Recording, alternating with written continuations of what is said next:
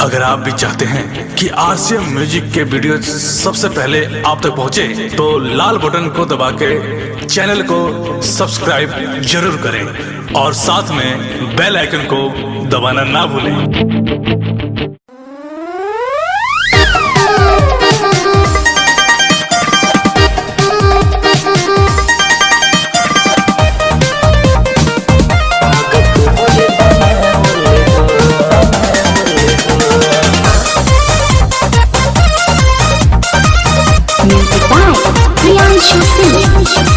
कहलू अपना बस में हो उठे लहर नस नस में हो। कहलू अपना बस में हो उठे लहर नस नस में हो। मन के चिरई उड़े आकाश से तोहरे ही सहकावल हो। हम तो पहले दीवाना रहनी पागल तोहरे बनावल हो।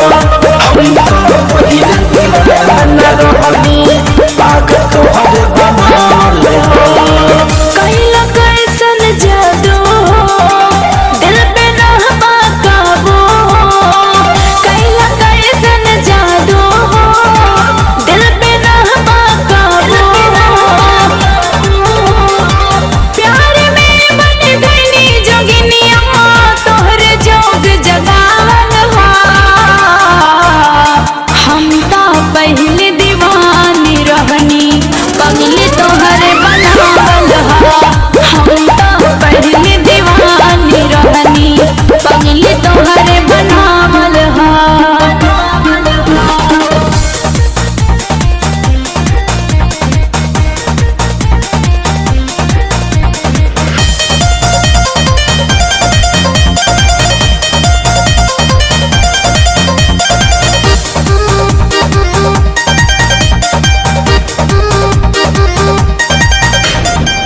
दिल से दिल जोड़ी के कोनो तार ना होला। दिल से दिल जोड़ी के कोनो तार ना होला। अपने आप हो जाला कैला से प्यार ना होला।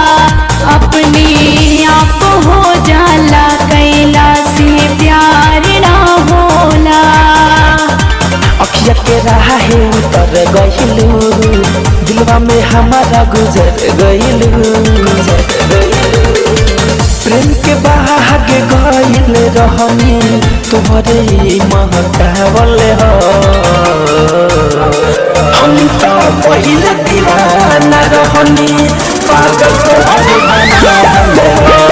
हम तो पहले दीवाना रहनी